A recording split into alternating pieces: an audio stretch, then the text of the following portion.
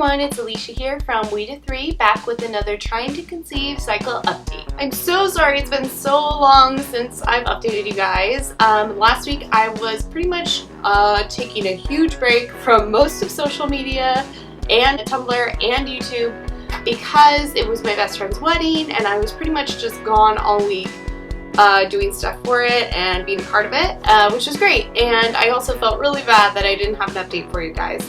So let's jump right in because I have a lot to update you on. Last time we were on camera together, I was talking about my Clomid cycle and how it was going. And I can definitely say that Clomid is not my favorite thing in the world after having taken it.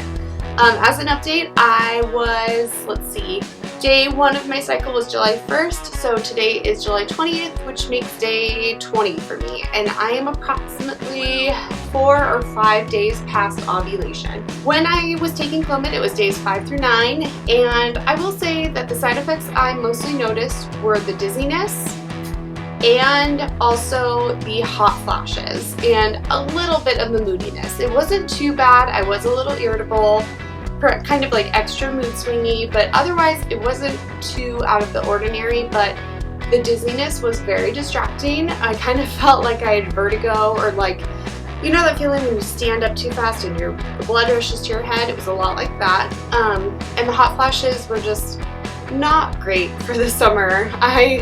Thinking it through, I hope that the next time I ever have to do this, like maybe next time we have a kid, I can plan it a little bit better and maybe take Clomid in the fall or the winter and not the middle of summer where everything is hot. That was a bad call. But that being said, I got through it. It's over. That part's over. And we made it all the way to day 15 or 16, which was ovulation. Now I am going to put a picture of my chart right here.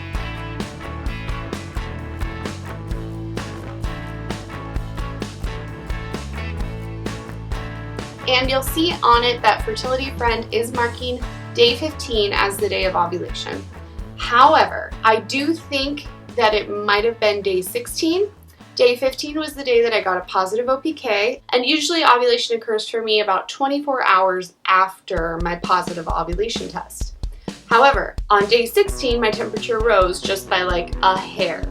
I don't think it was enough to necessarily indicate that I did ovulate, but Fertility Friend is saying, hey, a rise is a rise, and that's it. We will find out, I guess. My day 21 progesterone check is tomorrow, so they will draw blood and see kind of like how strong my ovulation is. And I have a feeling that if I ovulated on day 16, it's going to be a little bit lower because it will only be 5 days past ovulation instead of 6. So if it's a little bit higher, I think we could probably call day 15 my ovulation date, and if it's a little lower, then maybe 16 was it. It doesn't really necessarily matter. Either way, we caught it pretty well. Hopefully my progesterone ovulation is just amazing, and that I had a really strong ovulation. If I didn't, I am getting to the point where, and I'm going to talk about this in just a minute, that I am going to switch to an RE, a reproductive endocrinologist. And next cycle I will be taking the Clomid, and I will have mid-cycle monitoring. So if my ovulation's not very strong this month, I will have someone looking out for my ovulation next month. So we will get to see better if the Clomid's working. If we monitor next month and are seeing that the Clomid is not doing as much as we want it to be doing, we will go ahead and 2 months after that, I believe, switch to the Femara. So we're giving Clomid the chance to work this cycle, the next cycle, and 1 more after that. So we will probably be into September for my 3rd Clomid cycle, and then we'll move to Femara by October if we haven't had any success. Coming back to this cycle, it is day 21. I am 4 or 5 days past ovulation. My temperature, as you could have seen from earlier, did go down today, which I'm actually taking as a pretty positive sign, because if we count today as being 5 days past ovulation, it's the first time in quite a few cycles that I've had a dip on day 5, which is actually the day I had a dip when I last got pregnant. I had a dip on 5 DPO, and that was presumably when implantation occurred. I have had some symptoms, but they are pretty much the same as like any other month. I have noticed today a lot more cramping and uterine twinges than I have in the last few months, I will say, but I think it's mostly just because I'm sure that my ovulation was stronger because of the Clomid. I'm not sure it necessarily means I am or am not pregnant. The other symptoms I've been having as of 5 DPO are, I don't know if you guys can tell, shortness of breath. That's been unusual, and I'm just now kind of noticing it. I normally don't struggle this much to breathe when I'm doing videos, but I'm kind of like running low on air here. I've also had a little bit of bloating, a little bit of fatigue, but I'm still very tired from the wedding this last weekend, so that could be it too. The other thing I've noticed is dizziness again. Today and yesterday, both in the morning around kind of like 10 a.m. I have had really bad dizziness. It feels like I just took the Clomid, which is interesting because I haven't had it since I stopped it on day 9. So that was really weird. I'm not sure what that's about, but I have been dizzy the last 2 days, mostly just in the morning. By the afternoon, it kind of wears off. And that's about it for symptoms. Like I said, I am going to be switching to an RE, or a reproductive endocrinologist, and I want to talk about that for a little bit because my appointment with my RE was actually today. So today I went to meet her, and we had basically our consultation where she gets all of my medical history and talks to me about what we've done and what we want to do, and it went really well. I really like her. I think she's really laid back, which is really nice because it seems like she just knows what she's doing. I mean, I know that all the doctors know what they're doing, but she seems so confident in herself, which really makes me feel more confident about our chances, so that's great. We kind of outlined our plan, which I've touched on a little bit. We're to keep going with the Clomid for 2 more months, and if that doesn't work, we're going to move on to Femara, presuming that Edwin's semen analysis comes back okay, which if you've seen our prior videos, you know he's already done one, and the count was like amazing, like way above normal. However, when they did the analysis, they did not do any check on morphology or mobility, even though he requested it. So it was more of just a regular count instead of an analysis. So he gets the joy of doing it all over again, which I'm so sorry about. If you ever had your husband have to do that, you know it's not fun. So he will be doing a second one, and probably not till the very start of my next cycle because I don't want him to have to go do it and pay for it if I'm already pregnant. So we're gonna wait until probably next week, or maybe a few days after my cycle starts. He's gonna go get checked out. So that's coming up. If his semen analysis came back irregular for any reason, we would probably plan to do an IUI sooner rather than later. Because if we've gotten to the point where I'm ovulating okay and then we see that there's anything wrong there, go ahead and do the IUI. So there's 2 possible courses of action. If we get through the Femara and still nothing's happening, then we will move on to IUI regardless of Edwin's quality of his stuff. So that may or may not be in our future in general anyway. And I think that's pretty much all we talked about. Otherwise, I just kind of gave her all my information. My favorite thing of the day is that she wants to see my chart after I'm done for this cycle, and that she actually looks at my basal body temperature. I have not had a doctor yet who would like to see it, and I like that she wants to, because why else am I taking it? You know what I mean? I mean, it's nice to have for me, but if I have the information, I don't know why any other doctor hasn't wanted it yet, because that seems silly.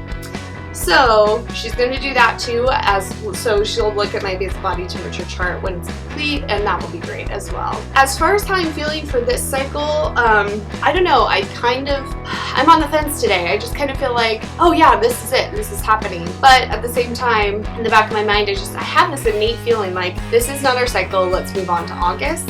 And I don't know what that is. Maybe it's just like my intuition, and we'll see. I will start to test. My test date this week is Saturday, so I'm only about, oh my gosh, Tuesday, Wednesday, Thursday, Friday, Saturday. Okay, I'm 5 days from my test date, which is, I can't even believe how fast this 2-week wait is going because I was pretty much gone out of town for the majority of it. So that will be interesting. The nice thing is that I'm also leaving Thursday of this week to be at a family reunion, so I actually will be very busy again this weekend and hopefully won't even notice that my test date is coming up. In general, about trying to conceive, I have been feeling kind of conflicted about it. I did get kind of a taste, is what I describe it like to Edwin, like a taste of life before trying to conceive, where I got to do like all the things I was really interested in, and I had time for a lot of other things, and you know, it takes up so much time going to appointments and dealing with it and planning stuff for every month. And recently I had a month where, I mean, most of July has just been like, oh, I'm not worried about it. Like, you know, I'm barely paying attention to it, which is another reason I missed last week's video, because it flew right past me and I totally just didn't even think about it. And it kind of made me want to take a break a little bit. The thing is though, is that we really want a big family. I know it's going to be hard for us to have one given our struggles with trying to even have one, but I really want to have more than 2 children. I want at least like 3 or 4, ideally, maybe even more if we could afford them. And so I know that even though I'm not really in the mood right now to keep going, and that I have a lot of other things I want to do, in the long run, it will be something that I am happy to have kept going on. So that's kind of where I'm at mentally. It's just something that I kind of need to not battle through, because if I'm still feeling it really strongly in the next few months, we probably will take a break. But I also know that the Clomid really does stuff to your mood and your mind, like when you take it. And so I want to make sure that that's something I'm actually feeling and not like being influenced by medicine for. You know, I don't want to change everything I've been working towards just because something's influencing me too. So Edwin, of course, bless his heart, just, you know, he knows that what I probably really want deep down is just keep going, and so he'll support me no matter what I want to do. But he's right now giving me a lot of space to make that kind of decision and really figure it out for myself what we want to do. So I just wanted, for the, you know, transparency of the vlogs, you know, let you guys know that I am thinking about it. The biggest reasons why I want to are really to get even more healthy. I mean, if I weren't trying to conceive and really like focusing on that, I would want to run, like, sign up for like a half marathon and get really into training and spend a lot more time working on career goals that I have and business project ideas that I have. And I'm just not sure yet whether or not I want to take a break from what we're doing right now in order to pursue all of those or not. So I guess we'll figure it out as we go along.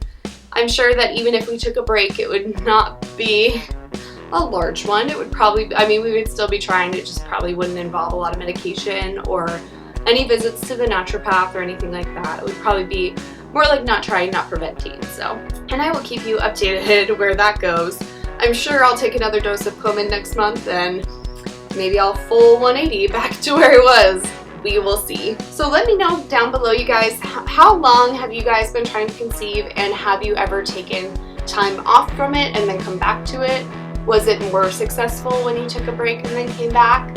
I'm just curious, because I also feel like maybe it would help. Maybe like 6 months off would, you know, somehow restart my system, because we've pumped so much into it and done so much to it. Maybe it would just help it to rest.